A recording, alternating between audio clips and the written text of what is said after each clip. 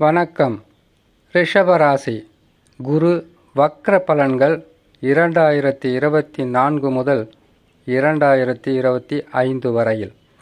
வருகின்ற 15/10/2024 புரட்டாசி மாதம் 29ஆம் தேதி செவ்வாய்க்கிழமை காலை 10 மணிக்கு குரு பகவான் வக்ரம் பெற்று 11/2/2025 தை மாதம் 29ஆம் தேதி செவ்வாய்க்கிழமை காலை 10 மணிக்கு வக்ர நிவர்த்தி பெறுவார்.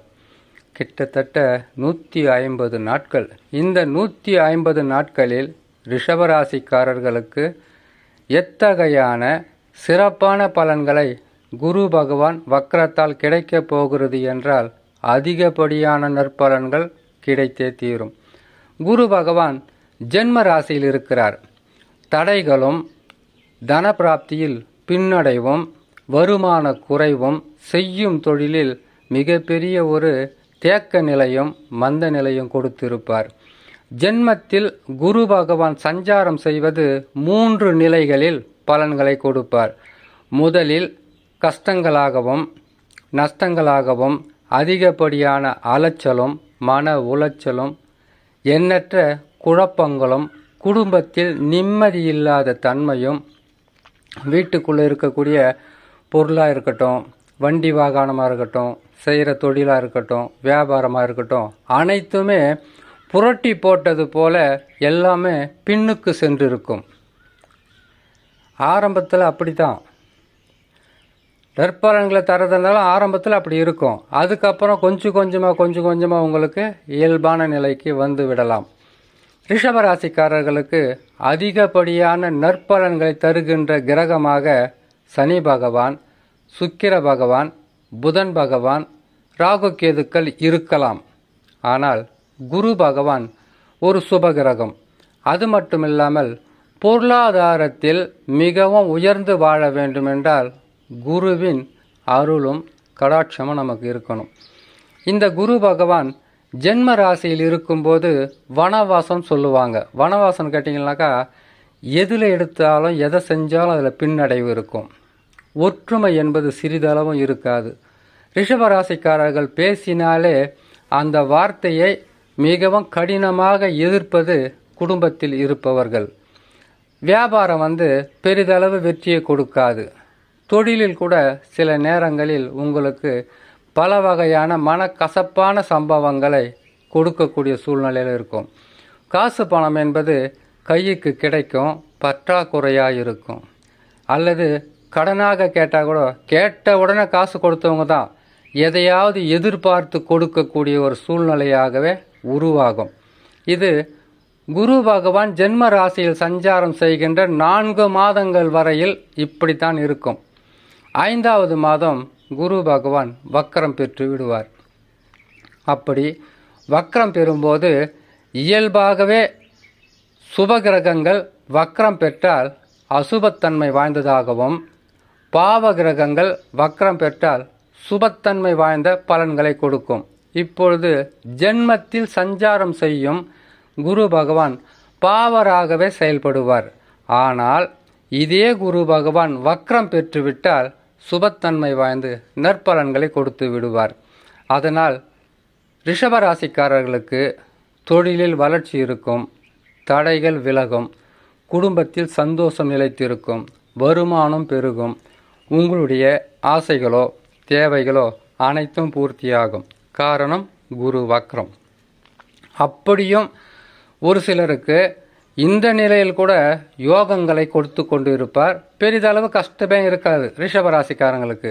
காரணம் என்னன்னு கேட்டிங்கனாக்கா, உங்களுடைய சொந்த ஜாதகத்தில் லக்னம் இருக்கு இல்லையா, அந்த லக்னத்திலிருந்து ஒவ்வொரு ராசிகளாக கணக்கிடும்போது 12 வீடுகளில் அமர்ந்த கிரகமாகப்பட்டது யோகமாக அமைந்து விட்டால் 7.5 சனியாக இருந்தாலும் பிரச்சனை இல்லை, குரு பகவான் மாறினாலும் பிரச்சனை இல்லை, ராகு கேது பயிற்சி ஆனாலும் பிரச்சனை இல்லை, யோகமாக இருக்க வேண்டும். யோகம் என்றாலே கிரக இணைவு என்று சொல்லுகிறது ஜோதிட கருத்துக்கள். ஆனால் ரிஷபராசிக்காரர்களுக்கு பெரிதளவு பாதகம் என்பது சனி பகவான் கொடுத்து கெடுக்கின்ற கிரகமாக இருந்தாலும் உங்கள் வாழ்க்கையில் மெல்ல மெல்ல முன்னேற்றத்தை தந்து விடுவார். குரு பகவான் 8க்கும் 11க்கும் அதிபதியாக வரக்கூடிய குரு பகவான் சில நேரங்களில் அள்ளி கொடுக்கின்ற வள்ளலாக மாறுவார். திடீரென்று உங்களுடைய வாழ்க்கையை பின்னுக்கு தள்ளியும் சென்று விடுவார்.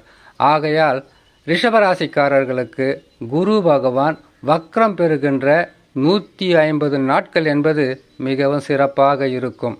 பின்னுக்கு சென்ற குரு பகவான் உங்களுடைய வாழ்க்கையில் முன்னேற்ற பாதைக்கு வழி கொடுப்பார். அது மட்டும் இல்லாமல் 4-5 மாதங்களாக பல வகையிலும் குழப்பத்துடன் இருக்கக்கூடிய இந்த ரிஷபராசிக்காரர்களுக்கு குரு வக்ரம் என்பது மிகவும் சிறப்பான பலன்களை தரும். இதனால் வரையில் உங்களுக்கு கஷ்டங்களோ நஷ்டங்களோ அல்லது பொருள் இழப்புகளோ வருமான குறைவோ குடும்பத்தில் சந்தோஷம் இல்லாத நிலையாக இருந்தால் குரு வக்ரம் பெற்றால் கட்டாயமாக அனைத்திலும் நற்பலன்களாக இருக்கும். வருமானம் பெருகும், குடும்பத்தில் சந்தோஷம் நிலைத்திருக்கும். இதிலும் சில வித்தியாசங்கள் இருக்கும். ஏன்னு கேட்டிங்கன்னாக்கா, எந்த நிலையிலும் நற்பலன்களை அடைகின்ற யோக ஜாதகம்னு ஒன்று இருக்கும், அல்லது கிரகங்களுடைய மாற்றங்களால் மட்டும் நற்பலன்களை பெறுகின்ற ஜாதகம்னு ஒன்று இருக்கும். அந்த வகையில் பாதக தசாவாக இருந்தால், பாதக தசான்னா கேட்டிங்கன்னாக்கா, உங்கள் லக்கினம் இருக்கும், லக்கினத்திலிருந்து 6-8 அமர்ந்த கிரகங்களுடைய தசாவாக இருந்தால் பெரிதளவு வெற்றி இல்லாமல் என்னத்தை ஜோதிடத்தை பார்க்குறதோ எதை தான் கேட்குறதுன்னு தெரியல. நல்லது நடக்குதுன்றாங்க, நல்லது நடக்க மாட்டேங்குது, கெட்டது நடக்குதுன்றாங்க, நல்லது நடக்குது. இப்படி அவங்களுக்கு கொடுக்கக்கூடிய பலன்களாகப்பட்டது முழுமையான பலன்கள் சொல்லுவது போல் நடக்காமல் மற்ற நிலையில் மாறுபட்டு நடந்துவிடும். ஆகையால் ரிஷபராசிக்காரர்கள் உங்களுடைய சொந்த ஜாதகத்தில் கிரகங்கள் நீசம் பெற்றிருக்கா, அந்த தசா நடக்குதா, கிரகங்கள் பகை பெற்று இருக்கா, அந்த தசா நடக்கா, லக்கினத்திலிருந்து கணக்கு போயிடும்போது 6-8 அமர்ந்த கிரகங்களாக இருக்கின்றதா என்பதை கொஞ்சம் நீங்கள் ஜோதிடத்தில் பார்க்கலாம். இந்த காலத்தில் நிறைய அவங்களே பார்த்துக்கிற ஒரு சூழ்நிலை இருக்குது. அப்படி ஒரு கிரக அமைப்பு இருந்தால் சிறு பாதகமாக இருந்தாலும் குரு மாற்றத்துக்கு பிறகு நற்பலன்களை கட்டாயம் கொடுப்பார் என்று சொல்லி இன்னொரு நல்ல பதிவில் உங்களை நான் சந்திக்கிறேன். நன்றி, வணக்கம்.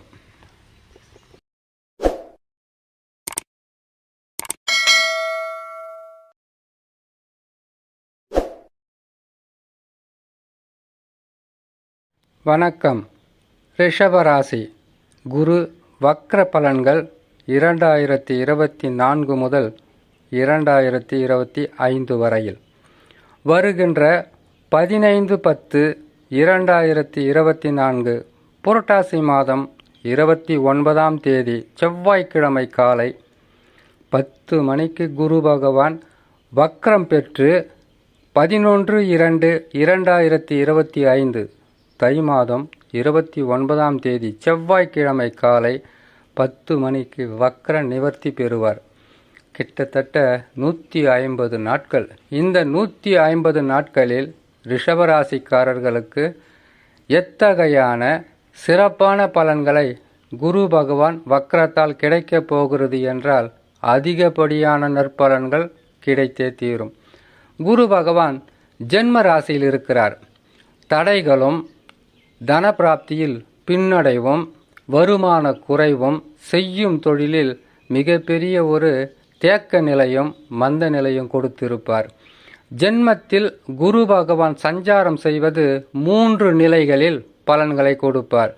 முதலில் கஷ்டங்களாகவும் நஷ்டங்களாகவும் அதிகப்படியான அலைச்சலும் மன உளைச்சலும் எண்ணற்ற குழப்பங்களும் குடும்பத்தில் நிம்மதியில்லாத தன்மையும் வீட்டுக்குள்ளே இருக்கக்கூடிய பொருளாக இருக்கட்டும், வண்டி வாகனமாக இருக்கட்டும், செய்கிற தொழிலாக இருக்கட்டும், வியாபாரமாக இருக்கட்டும், அனைத்துமே புரட்டி போட்டது போல எல்லாமே பின்னுக்கு சென்றிருக்கும்.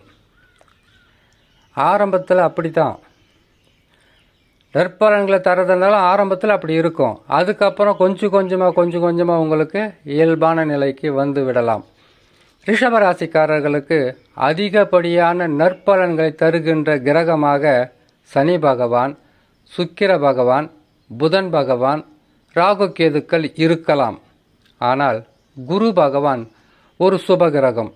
அது மட்டுமில்லாமல் பொருளாதாரத்தில் மிகவும் உயர்ந்து வாழ வேண்டுமென்றால் குருவின் அருளும் கடாட்சமும் நமக்கு இருக்கணும்.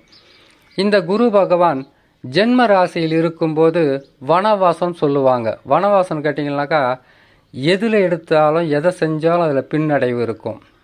ஒற்றுமை என்பது சிறிதளவும் இருக்காது. ரிஷபராசிக்காரர்கள் பேசினாலே அந்த வார்த்தையை மிகவும் கடினமாக எதிர்ப்பது குடும்பத்தில் இருப்பவர்கள். வியாபாரம் பெரிதளவு வெற்றியை கொடுக்காது. தொழிலில் கூட சில நேரங்களில் உங்களுக்கு பல வகையான மனக்கசப்பான சம்பவங்களை கொடுக்கக்கூடிய சூழ்நிலையில் இருக்கும். காசு பணம் என்பது கைக்கு கிடைக்கும், பற்றாக்குறையாக இருக்கும். அல்லது கடனாக கேட்டால் கூட கேட்ட உடனே காசு கொடுத்தவங்க தான் எதையாவது எதிர்பார்த்து கொடுக்கக்கூடிய ஒரு சூழ்நிலையாகவே உருவாகும். இது குரு பகவான் ஜென்ம ராசியில் சஞ்சாரம் செய்கின்ற 4 மாதங்கள் வரையில் இப்படித்தான் இருக்கும். 5வது மாதம் குரு பகவான் வக்ரம் பெற்று விடுவார். அப்படி வக்ரம் பெறும்போது இயல்பாகவே சுபகிரகங்கள் வக்ரம் பெற்றால் அசுபத்தன்மை வாய்ந்ததாகவும், பாவ கிரகங்கள் வக்ரம் பெற்றால் சுபத்தன்மை வாய்ந்த பலன்களை கொடுக்கும். இப்பொழுது ஜென்மத்தில் சஞ்சாரம் செய்யும் குரு பகவான் பாவராகவே செயல்படுவார். ஆனால் இதே குரு பகவான் வக்ரம் பெற்றுவிட்டால் சுபத்தன்மை வாய்ந்து நற்பலன்களை கொடுத்து விடுவார். அதனால் ரிஷபராசிக்காரர்களுக்கு தொழிலில் வளர்ச்சி இருக்கும், தடைகள் விலகும், குடும்பத்தில் சந்தோஷம் நிலைத்திருக்கும், வருமானம் பெருகும், உங்களுடைய ஆசைகளோ தேவைகளோ அனைத்தும் பூர்த்தியாகும். காரணம் குரு வக்ரம். அப்படியும் ஒரு சிலருக்கு இந்த நிலையில் கூட யோகங்களை கொடுத்து கொண்டு இருப்பார். பெரிதளவு கஷ்டமே இருக்காது ரிஷபராசிக்காரங்களுக்கு. காரணம் என்னன்னு கேட்டிங்கனாக்கா, உங்களுடைய சொந்த ஜாதகத்தில் லக்னம் இருக்கு இல்லையா, அந்த லக்னத்திலிருந்து ஒவ்வொரு ராசிகளாக கணக்கிடும்போது 12 வீடுகளில் அமர்ந்த கிரகமாகப்பட்டது யோகமாக அமைந்து விட்டால் 7.5 சனியாக இருந்தாலும் பிரச்சனை இல்லை, குரு பகவான் மாறினாலும் பிரச்சனை இல்லை, ராகு கேது பயிற்சி ஆனாலும் பிரச்சனை இல்லை, யோகமாக இருக்க வேண்டும். யோகம் என்றாலே கிரக இணைவு என்று சொல்லுகிறது ஜோதிட கருத்துக்கள். ஆனால் ரிஷபராசிக்காரர்களுக்கு பெரிதளவு பாதகம் என்பது சனி பகவான் கொடுத்து கெடுக்கின்ற கிரகமாக இருந்தாலும் உங்கள் வாழ்க்கையில் மெல்ல மெல்ல முன்னேற்றத்தை தந்து விடுவார். குரு பகவான் 8க்கும் 11க்கும் அதிபதியாக வரக்கூடிய குரு பகவான் சில நேரங்களில் அள்ளி கொடுக்கின்ற வள்ளலாக மாறுவார். திடீரென்று உங்களுடைய வாழ்க்கையை பின்னுக்கு தள்ளியும் சென்று விடுவார். ஆகையால் ரிஷபராசிக்காரர்களுக்கு குரு பகவான் வக்ரம் பெறுகின்ற 150 நாட்கள் என்பது மிகவும் சிறப்பாக இருக்கும். பின்னுக்கு சென்ற குரு பகவான் உங்களுடைய வாழ்க்கையில் முன்னேற்ற பாதைக்கு வழி கொடுப்பார். அது மட்டும் இல்லாமல் 4-5 மாதங்களாக பல வகையிலும் குழப்பத்துடன் இருக்கக்கூடிய இந்த ரிஷபராசிக்காரர்களுக்கு குரு வக்ரம் என்பது மிகவும் சிறப்பான பலன்களை தரும். இதனால் வரையில் உங்களுக்கு கஷ்டங்களோ நஷ்டங்களோ அல்லது பொருள் இழப்புகளோ வருமான குறைவோ குடும்பத்தில் சந்தோஷம் இல்லாத நிலையாக இருந்தால் குரு வக்ரம் பெற்றால் கட்டாயமாக அனைத்திலும் நற்பலன்களாக இருக்கும். வருமானம் பெருகும், குடும்பத்தில் சந்தோஷம் நிலைத்திருக்கும். இதிலும் சில வித்தியாசங்கள் இருக்கும். ஏன்னு கேட்டிங்கனாக்கா, எந்த நிலையிலும் நற்பலன்களை அடைகின்ற யோக ஜாதகம்னு ஒன்று இருக்கும், அல்லது கிரகங்களுடைய மாற்றங்களால் மட்டும் நற்பலன்களை பெறுகின்ற ஜாதகம்னு ஒன்று இருக்கும். அந்த வகையில் பாதக தசாவாக இருந்தால், பாதக தசான்னா கேட்டிங்கனாக்கா உங்கள் லக்கினம் இருக்கும், லக்கினத்திலிருந்து 6-8 அமர்ந்த கிரகங்களுடைய தசாவாக இருந்தால் பெரிதளவு வெற்றி இல்லாமல் என்னத்தை ஜோதிடத்தை பார்க்குறதோ எதை தான் கேட்குறதுன்னு தெரியல. நல்லது நடக்குதுன்றாங்க, நல்லது நடக்க மாட்டேங்குது, கெட்டது நடக்குதுன்றாங்க, நல்லது நடக்குது. இப்படி அவங்களுக்கு கொடுக்கக்கூடிய பலன்களாகப்பட்டது முழுமையான பலன்கள் சொல்லுவது போல் நடக்காமல் மற்ற நிலையில் மாறுபட்டு நடந்துவிடும். ஆகையால் ரிஷபராசிக்காரர்கள் உங்களுடைய சொந்த ஜாதகத்தில் கிரகங்கள் நீசம் பெற்றிருக்கா, அந்த தசா நடக்குதா, கிரகங்கள் பகை பெற்று இருக்கா, அந்த தசா நடக்கா, லக்கினத்திலிருந்து கணக்கு போயிடும்போது 6 8 அமர்ந்த கிரகங்களாக இருக்கின்றதா என்பதை கொஞ்சம் நீங்கள் ஜோதிடத்தில் பார்க்கலாம். இந்த காலத்தில் நிறைய அவங்களே பார்த்துக்கிற ஒரு சூழ்நிலை இருக்குது. அப்படி ஒரு கிரக அமைப்பு இருந்தால் சிறு பாதகமாக இருந்தாலும் குரு மாற்றத்துக்கு பிறகு நற்பலன்களை கட்டாயம் கொடுப்பார் என்று சொல்லி இன்னொரு நல்ல பதிவில் உங்களை நான் சந்திக்கிறேன். நன்றி, வணக்கம்.